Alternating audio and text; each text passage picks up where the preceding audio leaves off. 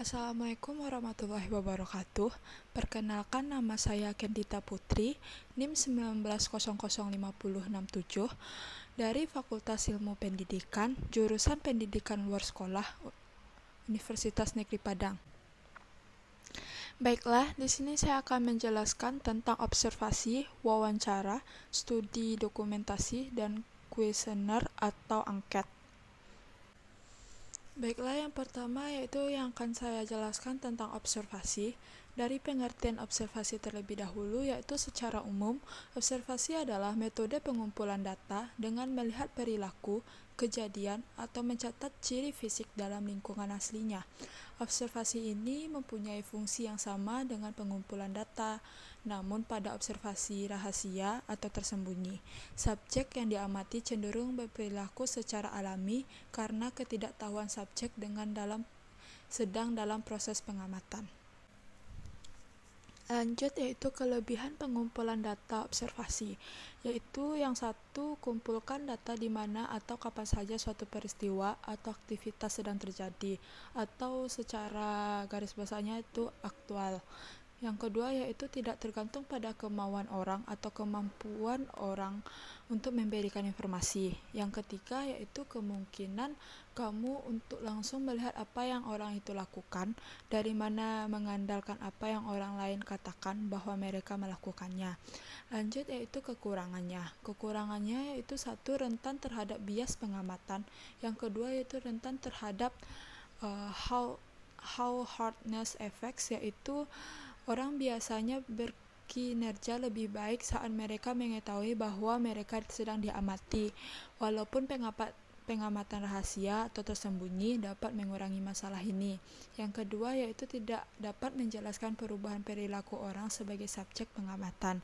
Yang terakhir yaitu rentan terhadap kelebihan biaya atau waktu dibandingkan dengan metode pengumpulan data lainnya. Selanjutnya yaitu pengumpulan data secara wawancara. Pengertian dari wawancara tersebut secara umum adalah wawancara adalah tanya jawab antara dua pihak, yaitu pewawancara dan narasumber, untuk memperoleh data, keterangan, atau pendapat tentang suatu hal. Lanjut, yaitu hal-hal yang perlu diperhatikan dalam berwawancara adalah 1. Menentukan topik wawancara, 2. Menetapkan narasumber, 3. Menulis daftar pertanyaan, 4. Merencanakan kegiatan wawancara, 5. Mengidentifikasi pertanyaan yang tepat untuk pendahuluan wawancara, 6. Membuat janji dengan narasumber dan mengawali kegiatan wawancara, 7. Menyempurnakan pertanyaan untuk penutup wawancara. Yang terakhir yaitu melaksanakan wawancara. Selanjutnya yaitu kelebihan wawancara. Kelebihan wawancara tersebut yaitu 1. Informasi yang diperoleh langsung dari narasumber pertama, yaitu sumber pertama dianggap sebagai sumber yang lebih akurat. Yang kedua yaitu semua kesalahpahaman dapat dihindari. Dengan mendapatkan sumber yang lebih akurat, maka kesalahpahaman pun dapat dihindari. Yang selanjutnya itu kelemahan wawancara. Data atau informasi yang dikumpulkan sangat terbatas, yaitu terbatasnya informasi yang dapat terkumpul dari wawancara membuat data yang kita peroleh sangatlah sedikit dan kurang menarik jika dibentuk laporan tertulis. Selanjutnya yaitu pengumpulan data secara studi dokumentasi.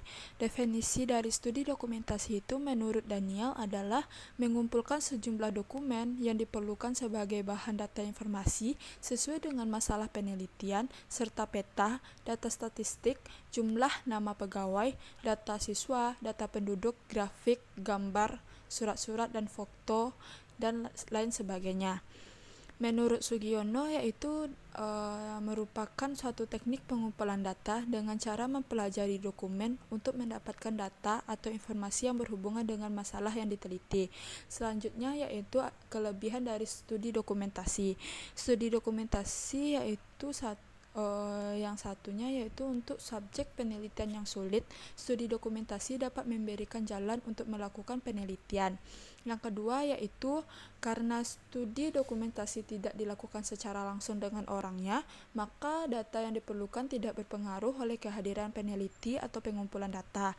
Yang ketiga yaitu analisis longitudinal, yaitu menjangkau jauh ke masa lalu. Yang terakhir yaitu dengan dokumen-dokumen yang tersedia, teknik ini memungkinkan untuk mengambil sampel yang lebih besar dengan biaya yang lebih kecil, seperti itu. Yang selanjutnya itu kekurangan studi dokumentasi. Yang pertama yaitu dokumen yang dibuat tidak untuk keperluan penelitian. Yang kedua, tersedia secara selektif. Tidak semua dokumen dipelihara untuk dapat dibaca ulang oleh orang lain. Yang selanjutnya itu tidak lengkap karena tujuan penulis dokumen berbeda dengan tujuan penelitian. Yang terakhir yaitu format yang tidak baku. Selanjutnya yaitu angket. Pengertian dari angket tersebut yaitu angket bisa juga disebut dengan kuesioner, yaitu teknik pengumpulan data dengan cara mengajukan pertanyaan tertulis untuk dijawab secara tertulis pula oleh responden. Angket merupakan kumpulan pertanyaan-pertanyaan yang ditulis yang digunakan untuk memperoleh informasi dari responden tentang diri pribadi atau hal yang ingin ia ketahui. Tujuan penyebaran angket ini ialah mencari informasi yang lengkap mengenai suatu masalah tanpa merasa khawatir bila responden memberikan jawaban yang tidak sesuai dengan kenyataan dalam pengisian daftar pertanyaan. Yang selanjutnya yaitu kelebihan dari pengumpulan data secara angket, yaitu yang pertama, responden dapat menjawab dengan bebas tanpa dipengaruhi oleh hubungannya dengan penilai atau peneliti tersebut. Yang kedua yaitu informasi atau data terkumpul lebih mudah karena itemnya homogen. Yang ketiga yaitu dapat digunakan untuk mengumpulkan data dari jumlah responden yang besar dan dijadikan sampel. Yang selanjutnya yaitu kekurangan dari pengumpulan data angket tersebut. Yang pertama yaitu adanya kemungkinan angket diisi oleh orang lain atau bukan respondennya langsung atau yang dipilih dari pemilihan sebelumnya. Yang kedua yaitu hanya diperuntukkan bagi orang yang dapat melihat atau membaca saja. Yang selanjutnya yaitu jika ada pertanyaan yang kurang jelas tidak bisa mendapatkan keterangan yang lebih lanjut. Baiklah, itu yang dapat saya jelaskan atau yang dapat saya sampaikan dari hasil PPT saya tersebut.